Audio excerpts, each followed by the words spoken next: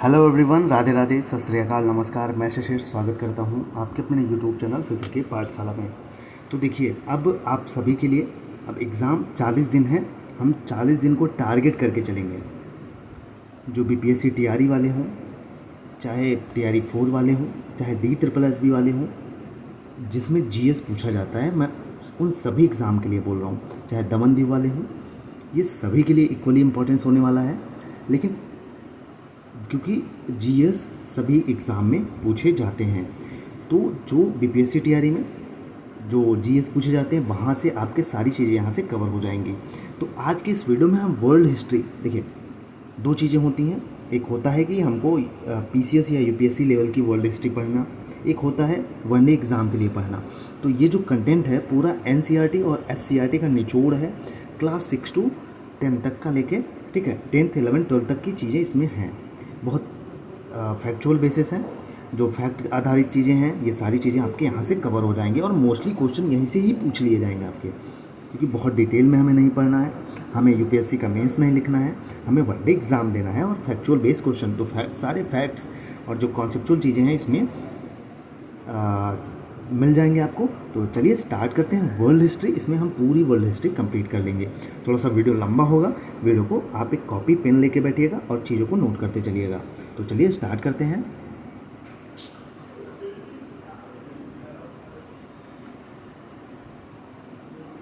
तो देखिए, world history की बात करें तो पुनर्जागरण, देखिए यहाँ से क्वेश्चन बीपीएससी टीआरई ने खूब पूछा था, ठीक है, अभी आपको आगे चल के मिलेगा। पुनर्जागरण का मतलब क्या होता है, आइए पहले इसको समझ लेते हैं। पुनर्जागरण 14वीं, 15वीं और 16वीं शताब्दियों से पश्चिमी यूरोपीय विचार, साहित्य और कला की लौकिक प्रवृत्तियों का तीव्रीकरण था। इसका मतलब है कि जो पुनर्जागरण है भैया, ये 14वीं और 15वीं और 16वीं शताब्दी जब थी, तो ये जो पश्चिम यूरोप था, ठीक है, तो उसमें जो साहित्य और कला है, ठीक है, साहित्य लिटरेचर और आर्ट्स जो है, इसमें लौकिक प्रवृत्तियों का एक तीव्रीकरण, मतलब बहुत तेज़ी से इसका विकास हो रहा था, ठीक है, इसी को हम कहते हैं पुनर्जागरण। अब आगे चलते हैं। पुनर्जागरण का प्रारंभ कहाँ से हुआ? इटली से हुआ। इंपॉर्टेंट फैक्ट है, लिख लीजिए कहीं कि पुनर्जागरण का जो प्रारंभ होता है कहाँ से होता है? इटली से होता है। फ्लोरेंस नगर पुनर्जागरण का सबसे बड़ा केंद्र था। तो अगर बात करें पुनर्जागरण की शुरुआत कहाँ से हुई, तो इटली से हुई। फ्लोरेंस नगर पुनर्जागरण का क्या था? सबसे बड़ा केंद्र था। पुनर्जागरण का महत्वपूर्ण आधार मानवतावाद था, जिसमें ईश्वर को नहीं बल्कि मानव को मुख्य केंद्र बिंदु बनाया गया था। बीपीएससी टीआरई 3 में क्वेश्चन पूछा गया था, पुनर्जागरण किस पर विश्वास करता है? मानवतावाद, साम्यवाद, ऐसे करके क्वेश्चन था। मैं बार बार कह रहा हूँ, बहुत इंपॉर्टेंट ये क्लास होने वाली है जीएस के लिए, स्पेशली ये क्लास चलाई जा रही है आपके लिए, तो ज़रूर कवर करिएगा। तो पुनर्जागरण का जो महत्वपूर्ण आधार, जो महत्वपूर्ण बेस है, जिस पे पुनर्जागरण बेस डिपेंड है, तो भैया मानवतावाद है, ठीक है, मानवतावाद, जिसमें क्या है कि ईश्वर को नहीं इंक्लूड किया गया है, बल्कि जो सेंटर में है, जो केंद्र बिंदु में है, उसको मानव को मुख्य केंद्र बिंदु बनाया गया है। तो याद रखिएगा, पुनर्जागरण का महत्वपूर्ण आधार क्या है? मानवतावाद है, जिसमें ईश्वर को केंद्र में नहीं रखा गया है, सेंटर में, बल्कि मानव को रखा गया है। अब आगे चलते हैं, नाम देखते चलिएगा। फ्लोरेंस पुनर्जागरण का सबसे बड़ा केंद्र था। इटली निवासी पेट्रॉक को मानववाद का संस्थापक माना जाता है। तो जो इटली के निवासी थे, कौन? पेट्रॉक, ठीक है, पेट्रॉक को क्या माना जाता है? मानववाद का संस्थापक माना जाता है, ठीक है। अब आगे चलते हैं, पुनर्जागरण कालीन साहित्य। दांते, देखिए दांते नाम मैं कह रहा हूँ, लाइन लाइन इंपॉर्टेंट है, आप लोग नोट करते चलिए। देखिए दांते का नाम आपने बीपीएससी टीआरई में देखा होगा कि दांते का संबंध किससे है। तो 1265 से 1321 को पुनर्जागरण का अग्रदूत एवं पुनर्जागरण का प्रथम व्यक्ति कहा गया। तो जो भैया दांते थे, इनका जो साम्राज्य काल था 1265 से 1331 के बीच पे था, जिनको पुनर्जागरण का क्या कहा गया? अग्रदूत कहा गया, या पुनर्जागरण का प्रथम व्यक्ति कहा गया, ठीक है। अब आगे चलते हैं। मैकियावेली को प्रसिद्ध रचना द प्रिंस थी। तो द प्रिंस किसकी रचना थी? मैकियावेली की। लिख लीजिए कहीं, मतलब पूरी उम्मीद है, पॉसिबिलिटी से यहाँ से क्वेश्चन पूछे जाएंगे। मैकियावेली की प्रसिद्ध रचना क्या थी? प्रिंस थी, ठीक है। वर्ल्ड हिस्ट्री, वर्ल्ड ज्योग्राफी आप देखे होंगे, पॉलिटी के जो भी क्वेश्चन आए थे, वर्ल्ड हिस्ट्री के जो क्वेश्चन आए थे, वर्ल्ड ज्योग्राफी के जो क्वेश्चन आए थे, इसीलिए इसका मेन ऑब्जेक्टिव हो जाता है। तो मैकियावेली की प्रसिद्ध रचना कौन सी थी? द प्रिंस थी। इरोस्मस को मानवतावादियों का राजकुमार कहा जाता है? तो इरास्मस, अगर आपने नाम सुना होगा लिख लीजिए, ये सब नाम सुने नहीं होंगे, यही हम लोग कहते हैं कि पेपर टफ बन गया है। तो इरास्मस को मानवतावादियों का राजकुमार, तो मानवतावादियों का राजकुमार किसको कहा जाता है? इरास्मस को कहा जाता है। अब आगे चलते हैं। इरास्मस ने व्यंग्यात्मक शैली में पुस्तक प्रेज ऑफ फॉली की रचना की। व्यंग्यात्मक मतलब व्यंग किया, मतलब आलोचना की। तो इरास्मस ने किसने? द प्रेज ऑफ फॉली, ठीक है, प्रेज ऑफ फॉली की रचना किसने की? इरास्मस ने की। अब पुनर्जागरण और कला क्या होता है? थोड़ी सी बेसिक बैकग्राउंड देख रहे हैं, ठीक है। हमें कॉन्सेप्ट को समझने के लिए पहले बैकग्राउंड देखना चाहिए। तो पुनर्जागरण और कला। पुनर्जागरण युगीन चित्रकारों में Leonardo da Vinci, Michael Angelo, Rafale तथा टिशियन का नाम प्रसिद्ध है। अगर पुनर्जागरण और कला की बात करें तो जो चित्रकार थे, फेमस जो चित्रकार थे, लियोनार्डो दा विंसी थे, माइकल एंजेलो थे, राफेल थे और टिशियन। लियोनार्डो के चित्रों में बात करें तो last supper, Mona Lisa, virgin of rocks. देखिए मोनालिसा का आपने नाम सुना होगा ना, उनका पिक्चर देखा होगा, तो किसने बनाया था? लियोनार्डो ने ही बनाया था। वर्जिन ऑफ रॉक्स, लास्ट सफ़र, ये किसके हैं? लियोनार्डो के ही हैं, ठीक है। अब जियाटो का पुनर्जागरण चित्रकला का जनक माना जाता है। तो जो पुनर्जागरण चित्रकला का जनक किसे माना जाता है? जियाटो। लिख लीजिए नाम, ऐसे नाम पूछ लेगा आप पहचान भी नहीं पाएंगे। पुनर्जागरण कालीन विज्ञान, आइए इसको देखते हैं। कॉपरनिकस ने टॉलमी के भू केंद्रित सिद्धांत का खंडन कर सूर्य केंद्रित सिद्धांत का प्रतिपादन किया। तो जो भैया कॉपरनिकस साहब थे, इन्होंने जो टॉलमी ने क्या दिया था? भू केंद्रित सिद्धांत दिया था, उनका खंडन किया, मतलब विरोध किया, कहा कि नहीं है भैया तुम गलत हो। तो इन्होंने सूर्य केंद्रित सिद्धांत का प्रतिपादन किया। तो सूर्य केंद्रित प्रतिपादन किसने किया? प्रोपाउंड किसने किया? कॉपरनिकस ने, ठीक है। किसको? टॉलमी को, उनके मतलब जो भी कमियां थे उसको दूर करके। अब आगे चलते हैं। न्यूटन द्वारा गुरुत्वाकर्षण के नियम का प्रतिपादन किया गया। तो किसके द्वारा? न्यूटन के द्वारा क्या किया गया भैया? गुरुत्वाकर्षण का नियम जो है न्यूटन के द्वारा दिया गया था। जॉन विक्लिफ को धर्म सुधार आंदोलन का प्रातःकालीन तारा कहा जाता है। तो ये एनसीईआरटी की हुबहू लाइन है। किसको प्रातःकालीन तारा कहा जाता है? तो जॉन विक्लिफ को धर्म सुधार आंदोलन का क्या कहा जाता है? प्रातःकालीन तारा। सर्वप्रथम मैगलन ने समुद्री मार्ग से संपूर्ण विश्व का चक्कर लगाया था। अगर क्वेश्चन पूछे कि सर्वप्रथम किसने समुद्री मार्ग से पूरे वर्ल्ड की चक्कर लगाई, पूरे वर्ल्ड को घूमा, तो मैगलन ने, ठीक, मैगलन ने। अब आगे चलते हैं। अमेरिकी क्रांति अथवा स्वतंत्रता संग्राम, तो यहाँ से अमेरिका क्रांति के बारे में पढ़ेंगे, ठीक है। अमेरिकी स्वतंत्रता संग्राम का तात्कालिक कारण ब्रिटेन के प्रधानमंत्री लॉर्ड नॉर्थ की चाय नीति थी। तो देखिए यहीं से कॉन्सेप्ट बनता है, यहीं से क्वेश्चन बनते हैं कि भैया जो अमेरिका में स्वतंत्रता संग्राम हुआ था उसका तात्कालिक कारण क्या था। तो अगर ये क्वेश्चन पूछे तो उसका तात्कालिक कारण था कि ब्रिटेन के जो प्रधानमंत्री थे लॉर्ड नॉर्थ, उस समय जब अमेरिका में क्रांति चल रही थी तो उस समय वहाँ के जो ब्रिटेन के प्रधानमंत्री कौन थे? लॉर्ड नॉर्थ साहब थे। इनकी जो चाय की नीति थी, ठीक है, चाय की नीति थी, इसी की वजह से अमेरिका में क्रांति होती है। याद रखिएगा, कॉन्सेप्ट पूछ सकता है, यही क्वेश्चन पूछते हैं। देखिए अब आइए मैं दिखाता हूँ आपको बोस्टन टी पार्टी, TRE 2 का क्वेश्चन। बोस्टन टी पार्टी कब हुई थी? जिसका नायक सैमुअल एडम्स था, ठीक है। तो बोस्टन टी पार्टी 16 दिसंबर 1773 को। याद रखिएगा माय डियर फ्रेंड्स, मैं बार बार कह रहा हूँ आपको यहाँ से क्वेश्चंस मिलेंगे एग्जाम में। 16 दिसंबर 1773 को बोस्टन टी पार्टी हुई थी घटना, जिसके नायक लीडर कौन थे? सैमुअल एडम्स थे। अमेरिकी स्वतंत्रता का नारा था, तो भैया जो अमेरिका स्वतंत्रता का नारा क्या था? प्रतिनिधित्व तो नहीं तो कर नहीं, ठीक। अब आगे चलते हैं। जॉर्ज वाशिंगटन अमेरिका स्वतंत्रता संग्राम के नायक थे, जो अमेरिका के प्रथम राष्ट्रपति भी बने। तो जब अमेरिका स्वतंत्रता संग्राम के नायक कौन थे भैया? George Washington. और यही आगे चल के क्या बनते हैं? अमेरिका के प्रथम राष्ट्रपति भी बनते हैं। अमेरिका को पूर्ण स्वतंत्रता कब मिली? याद रखिएगा, इंपॉर्टेंट है। तो 4 जुलाई 1776 को अमेरिका को पूर्ण स्वतंत्रता प्राप्त हुई। विश्व में सर्वप्रथम लिखित संविधान संयुक्त राज्य अमेरिका से लागू हुआ है, ठीक है। अब आगे चलते हैं। अमेरिका में गृह युद्ध की शुरुआत कब हुई? ये भी क्वेश्चन पूछ सकता है कि अमेरिका में भैया जो गृह युद्ध हुआ कब शुरुआत हुई? तो इसकी शुरुआत 12 अप्रैल 1861 को हुई, जिसमें दक्षिणी राज्य दासता के समर्थक एवं उत्तरी राज्य उसके विरोधी थे। तो जो अमेरिका में गृह युद्ध की शुरुआत होती है कब होती है? 12 अप्रैल 1861 को होती है। तो जो दक्षिण राज्य थी वो दासता, ठीक है, दासता के समर्थक थे, और जो उत्तरी राज्य था उसके विरोधी थे।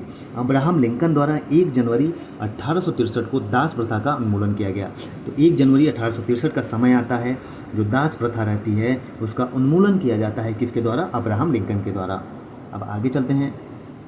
अमेरिका गृह युद्ध की समाप्ति कब होती है? तो गृह युद्ध की समाप्ति 26 मई 1865 को हो जाती है, ठीक है। तो ये थी अमेरिका क्रांति के जो भी एनसीईआरटी के फैक्ट्स थे उसको मैंने इंक्लूड किया है। अब आगे चलते हैं फ्रांस की क्रांति। यहाँ से क्वेश्चन पूछा जाएगा माय डियर फ्रेंड्स। जो पढ़ रहा है अच्छे से मन लगा के कॉपी पेन लेके बैठ जाइएगा। फ्रांस की क्रांति कब होती है भैया? 1789 का समय आता है, लुई 16वें। यही क्वेश्चन पूछा था, ठीक है। फ्रांस की क्रांति का संबंध इसमें से किस व्यक्ति का है? लुई 16वें, ठीक। ये ऐसे नाम है जो हमें सुना ही नहीं होगा बहुत कम लोगों ने। तो फ्रांस की क्रांति 1789 ईस्वी में होती है, लुई 16वें के शासनकाल में। याद रखिएगा, ये इंपॉर्टेंट फैक्ट है। अब आगे चलते हैं भैया। लुई 14वां 1643 से 1715 ईस्वी ने कहा था, मैं ही राज्य हूँ और मेरे शब्द ही कानून है। तो भैया जो ये शब्द किसका है ये भी पूछ सकता है कि मैं ही राज्य हूँ और मेरे शब्द ही देश का कानून है। तो ये किसने कहा था? लुईस 14वें ने कहा था, ठीक है। फ्रांस की क्रांति में रूसो, मॉन्टेस्क्यू एवं वॉल्टेयर का महत्वपूर्ण योगदान था। लिख लीजिए, पेपर में छपने वाला क्वेश्चन है कि निम्न में से फ्रांस की क्रांति का संबंध किसका है? तो भैया रूसो, मॉन्टेस्क्यू, वॉल्टेयर। ये क्वेश्चन ऐसा एक बीपीएससी टीआरई 3 में था, ठीक, याद करिएगा। रूसो की रचना किसने की? ये भी क्वेश्चन अच्छा है। रूसो की रचना सोशल कॉन्ट्रैक्ट है, जबकि मॉन्टेग्यू की रचना द स्पिरिट ऑफ लॉज है, ठीक है। याद रखिए, इसको भी लिख लीजिए। नेपोलियन स्वयं की क्रांति का पुत्र होने का दावा करता था। जो नेपोलियन थे भैया, वो क्रांति का पुत्र होने का क्या करता था? दावा करता था। नेपोलियन 1804 ईस्वी में फ्रांस का सम्राट घोषित हुआ। तो 1804 ईस्वी में फ्रांस का सम्राट कौन घोषित होता है? नेपोलियन। वाटरलू का युद्ध, याद रखिएगा, ये क्वेश्चन पूछा जा सकता है। तो वाटरलू का युद्ध कब होता है? 18 जून 1815 को मित्र राष्ट्रों की सेना एवं नेपोलियन के मध्य हुआ। तो जो वाटरलू का युद्ध रहता है कब होता है? 18 जून 1815 को। किसके किसके बीच में? मित्र राष्ट्र की सेना और नेपोलियन जो थे उनके बीच में होता है, जिसमें क्या होता है? नेपोलियन को बंदी बना लिया जाता है, ठीक है। अब आगे चलते हैं। नेपोलियन की मृत्यु कब हो जाती है? तो नेपोलियन की मृत्यु 1821 ईस्वी में हुई और उसका अंतिम संस्कार सेंट हेलेना द्वीप पर किया गया, ठीक है। यहाँ से हो गया। अब चलते हैं इटली का एकीकरण। यहाँ से भी क्वेश्चन पूछा जाता है। देखिए, जोसेफ मेजिनी, ठीक है, ये क्वेश्चन यही पूछा गया था। जोसेफ मेजिनी को इटली का एकीकरण जनक माना जाता है। तो इटली के एकीकरण का जनक किसको माना जाता है? जोसेफ मेजिनी को। मेजिनी ने क्या कहा था भैया? पहले तुम आदमी हो, उसके बाद किसी देश के नागरिक हो। बिल्कुल, बहुत अच्छा लाइन ये बोला था इन्होंने कि भैया पहले तुम आदमी हो, उसके बाद किसी देश के नागरिक हो, ठीक है। यदि समाज में क्रांति लानी हो तो क्रांति का नेतृत्व नवयुवक के हाथ में दे दो। किसने कहा था? मेजिनी ने कहा था कि भैया अगर तुम समाज में क्रांति लाना चाहते हो तो क्रांति जो भी क्रांति करना चाहते हो उसका जो लीडर है वो नवयुवक है, उनको बना दीजिए। देखिए अभी क्रांति का हाल क्या होता है। गैरीबाल्डी को इटली के एकीकरण की तलवार कहा जाता है। तो गैरीबाल्डी का संबंध किस क्रांति से है? इटली के एकीकरण से, ठीक है। तो इटली का एकीकरण का तलवार किसको कहा जाता है? गैरीबाल्डी को। गैरीबाल्डी ने सशस्त्र नौजवानों की एक टुकड़ी संगठित की जो रेड शर्ट्स के नाम से प्रख्यात हुए। तो क्वेश्चन पूछे रेड शर्ट्स का संबंध किससे है? तो भैया गैरीबाल्डी से, ठीक है। जो सशस्त्र नौजवानों की एक क्या थी? टुकड़ी, मतलब सेना थी, ठीक है, संगठित ऑर्गेनाइज हुई थी, जिसको रेड शर्ट्स कहा गया। यहाँ तक समझ में आया? आई थिंक बहुत सिंपल भाषा में चीज़ें हैं, इसमें बहुत अच्छे से समझ में आएगा और आपके सारे क्वेश्चन यहाँ से कंप्लीट भी हो जाएंगे माय डियर फ्रेंड्स। इटली का एकीकरण 1871 ईस्वी में काउंट काबोर द्वारा हुआ, ठीक है। किसके द्वारा? काउंट काबोर के द्वारा 1871 में इटली का एकीकरण होता है। अब चलते हैं जर्मनी के एकीकरण में, ठीक है। जर्मनी का एकीकरण। बिस्मार्क प्रशा के शासक विलियम प्रथम का प्रधानमंत्री था। तो जो बिस्मार्क प्रशा थे भैया, वहाँ का जो शासक था विलियम प्रथम, ठीक है, वो प्रधानमंत्री था। Bismarck Prussia. जर्मनी का एकीकरण किसके द्वारा किया गया? बिस्मार्क के द्वारा किया गया। ये नाम लिख लीजिए, नाम एक क्वेश्चन पूछ सकता है। फ्रेडरिक लिस्ट को जर्मनी के आर्थिक राष्ट्रवाद का पिता माना जाता है। तो जो फ्रेडरिक लिस्ट है भैया, ये जर्मनी के आर्थिक राष्ट्रवाद का क्या माना जाता है? पिता माना जाता है। 18 जनवरी 1871 को वर्साई के महल में प्रशा के राजा विलियम प्रथम को जर्मन सम्राट घोषित किया गया। तो क्या होता है? 18 जनवरी 1871 को वर्साई के महल में कहा? प्रशा के राजा, ठीक, प्रशा के राजा कौन? विलियम प्रथम को क्या घोषित किया? जर्मन का सम्राट घोषित किया जाता है, ठीक। अब आगे चलते हैं। यूरोप के नक्शे पर एक एकीकृत जर्मनी का उदय होता है, ठीक है। देखिए एक चीज़ बता दूं आपको, यहाँ पे फैक्ट है, बाकी जो एनसीईआरटी करा रहा हूँ क्लास 10 तक की, वहाँ पे आपको सारी कॉन्सेप्ट चीज़ें मिल जाएंगी, ठीक है। तो मैं कुछ भी नहीं छोड़ रहा हूँ, ये आपको कम लग रहा होगा, लेकिन जो चीज़ें हैं बहुत अप टू द पॉइंट है, ठीक है। चीज़ों को इधर उधर करने की कोई ज़रूरत नहीं है। अब चलते हैं रूसी क्रांति। 8 मार्च 1917 को रूसी क्रांति का प्रथम विस्फोट हुआ। तो कब हुआ? 8 मार्च 1917 को। उसी दिन गरीब किसान मजदूरों ने पेट्रोगार्ड की सड़कों पर जुलूस निकाला। तो भैया 8 मार्च 1917 क्या होता है, रूसी प्रांत का प्रथम विस्फोट होता है। उस दिन जो गरीब किसान मजदूर रहते हैं उन्होंने कहा पेट्रागार्ड, ठीक है, नाम वहाँ पे रूस में है, तो एक जुलूस निकाला। रूस के शासक को जार कहा जाता था। तो जार किसको कहा जाता था, जो रूस का शासक होता था उसको जार कहा जाता था। यह जारशाही व्यवस्था मार्च 1917 में समाप्त हुई। ठीक है, आज नहीं तो कल नहीं तो परसों यूरोपीय साम्राज्यवाद की इमारत ढहने वाली है। किसने कहा था, लेनिन। लेनिन का संबंध किससे है, तो रूसी क्रांति से है। ठीक, यहीं से क्वेश्चन पूछा गया है, मैं बार बार कह रहा हूँ। कार्ल मार्क्स का नारा था दुनिया के मजदूरें एक हो। ठीक है, दुनिया के मजदूर जो हैं वो एक हो, ये किसने कहा था, कार्ल मार्क्स ने कहा था। जार निकोलस द्वितीय रूस का अंतिम जार शासक था। तो ये भी क्वेश्चन पूछ सकता है कि रूस का जो अंतिम जार शासक कौन था, जार निकोलस द्वितीय, जिसकी हत्या कैसे हुई, बम विस्फोट में हो जाती है। अब धीरे धीरे समय आता है अप्रैल 1917 में लेनिन ने रूस में क्रांतिकारी योजना प्रकाशित की जो अप्रैल थीसिस के नाम से जानी जाती है। ये भी क्वेश्चन है। ठीक है, तो भैया अप्रैल 1917 का समय आता है। लेनिन साहब क्या करते हैं कि रूस में एक योजना, एक प्लानिंग पब्लिश करते हैं जिसको किस नाम से जाना गया, अप्रैल थीसिस के नाम से जाना गया। लेनिन ने कहा था 2 कदम आगे बढ़ाने के लिए 1 कदम पीछे हटना चाहिए। ठीक है, सीधी सी बात, बहुत अच्छी बात कही भैया ने। अब आगे चलते हैं। स्टालिन को आधुनिक रूस का निर्माता माना जाता है। तो आधुनिक रूस का निर्माता किसे माना जाता है, स्टालिन को।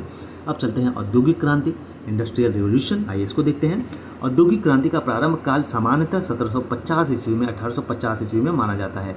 तो जो भैया औद्योगिक क्रांति हुई, इंडस्ट्रियल रिवोल्यूशन हुआ, इसका प्रारंभ कब माना जाता है, तो 1750 से 1850 ईस्वी में।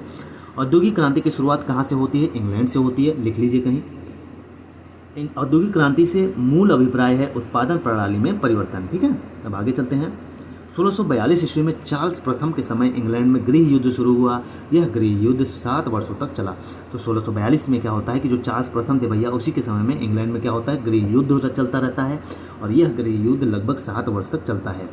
इसे किस नाम से जाना जाता है, तो रक्तहीन क्रांति भी कहा जाता है। ठीक है, क्योंकि इस क्रांति में किसी भी पक्ष के व्यक्ति को रक्त की एक बूंद भी नहीं निकली और केवल प्रदर्शन और वार्तालाप से ही क्रांति सफल हुई। ठीक, तो इसीलिए इसको रक्तहीन क्रांति कहा जाता है। ठीक, अब आगे चलते हैं। प्रथम विश्व युद्ध का समय आता है। यहाँ से भी क्वेश्चन पूछा गया था, मैं बार बार कह रहा हूँ, क्वेश्चन यहीं से पूछा गया था 4-5 जो भी पूछा गया था। 28 जुलाई 1914 को क्या होता है, प्रथम विश्व युद्ध। प्रथम विश्व युद्ध की कब हुआ था, 1914 से 18। ये क्वेश्चन तैयारी 3 का है। ठीक, ऑस्ट्रिया के युवराज आर्क ड्यूक फ्रांज फर्डिनेंड की हत्या प्रथम विश्व युद्ध का तत्कालिक कारण सिद्ध हुआ।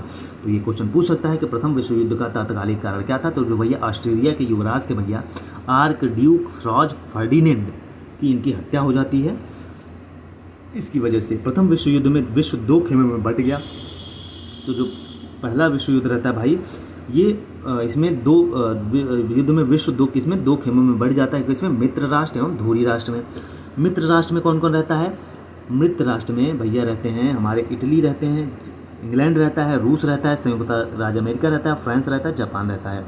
दूरी राष्ट्रों की बात करें तो जर्मनी, तुर्की, हंगरी एवं ऑस्ट्रेलिया। इसको लिख लीजिए कहीं। ठीक है, मित्र राष्ट्र में इंग्लैंड, इटली, रूस, संयुक्त राज्य अमेरिका, फ्रांस, जापान थे। धूरी राष्ट्रों की बात करें तो जर्मनी, तुर्की, हंगरी, ऑस्ट्रेलिया आदि थे। ठीक है, जिसका नेतृत्व कौन कर रहा था, जर्मनी कर रहा था। अब आगे चलते हैं। 11 नवंबर 1918 को प्रथम विश्व युद्ध समाप्त होता है। तो ये क्वेश्चन यहाँ से बन गया कि कब होता है द्वितीय विश्व युद्ध, प्रथम विश्व युद्ध समाप्त, 11 नवंबर 1918 को। अब आगे चलते हैं। प्रथम विश्व युद्ध के बाद 28 जून 1919 को जर्मनी के साथ वर्साय की संधि हुई। तो वर्साय की संधि कब हुई, टीआरई 3 का क्वेश्चन। प्रथम विश्व युद्ध के टीआरई 2 का ये क्वेश्चन है, वर्साय की संधि कब होती है। तो प्रथम विश्व युद्ध के बाद 28 जून 1919 को जर्मनी के साथ किसकी, वर्साय की संधि होती है। ठीक, प्रथम विश्व युद्ध के मूलभूत परिणाम थे उदारवाद, जनतंत्र का विकास एवं राष्ट्र संघ की स्थापना। तो याद रखिएगा, क्वेश्चन पूछ सकता है कि जो प्रथम विश्व युद्ध था भैया, इसके परिणाम क्या थे, मतलब इसका रिजल्ट क्या निकला, कंक्लूजन क्या निकला। तो प्रथम विश्व युद्ध के मूलभूत परिणाम थे भैया उदारवाद, जनतंत्र का विकास हुआ और राष्ट्र संघ की स्थापना हुई। अब आगे चलते हैं। जर्मनी में राष्ट्रवाद, नाजीवाद। आइए यहाँ से क्वेश्चन पूछता है। हिटलर के नेतृत्व में जर्मनी में नाजी दल का उत्थान हुआ। तो भैया हिटलर जो थे भैया, हिटलर से भी एक क्वेश्चन आया था। ठीक, मैं बार बार कह रहा हूँ। तो जर्मनी में नाजी दल का उत्थान किसकी मदद से हुआ, हिटलर के नेतृत्व में। 30 जनवरी 1933 को हिटलर जर्मनी का चांसलर बना। तो कब बनता है हिटलर, 30 जनवरी 1933 को भैया क्या बनते हैं, हिटलर जर्मनी के चांसलर बनते हैं। 2 अगस्त 1934 को राष्ट्रपति हिंडनबर्ग की मृत्यु के बाद हिटलर ने चांसलर के साथ फ्यूहरर सर्वोच्च नेता की उपाधि ली। तो 2 अगस्त 1934 को क्या होता है कि जो राष्ट्रपति हिंडनबर्ग साहब रहते हैं उनकी मृत्यु हो जाती है, और उसके बाद हिटलर ने क्या, चांसलर के साथ साथ एक सर्वोच्च नेता की उपाधि होती है क्या, जिसका नाम है फ्यूहरर। ठीक है, फ्यूहरर, याद रखिएगा।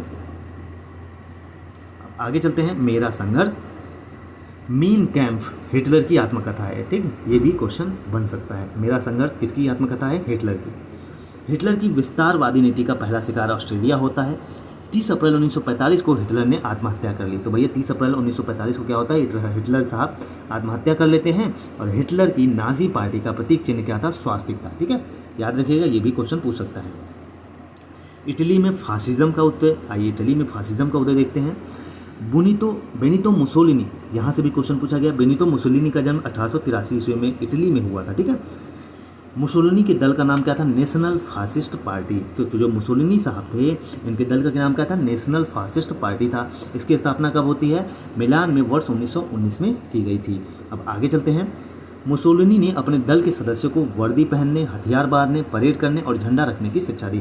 तो मुसोलिनी ने, जो उनका लीडर, जो उनके ग्रुप था, उनको जो सदस्य थे उनको वर्दी पहनने, कैसे वर्दी पहननी है, हथियार कैसे बांधते हैं, परेड करने के लिए और झंडा रखने की क्या एजुकेशन प्रोवाइड करता है उनको। अब आगे चलते हैं।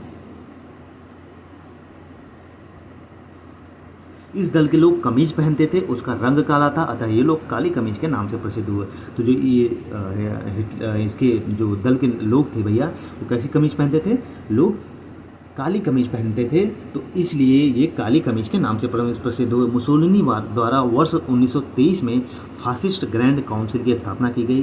तो क्वेश्चन पूछ सकता है, फासिस्ट ग्रैंड काउंसिल की स्थापना कब की गई? 1923 में। किसके द्वारा? मुसोलिनी के द्वारा, और वह स्वयं उसका अस्थायी अध्यक्ष भी था।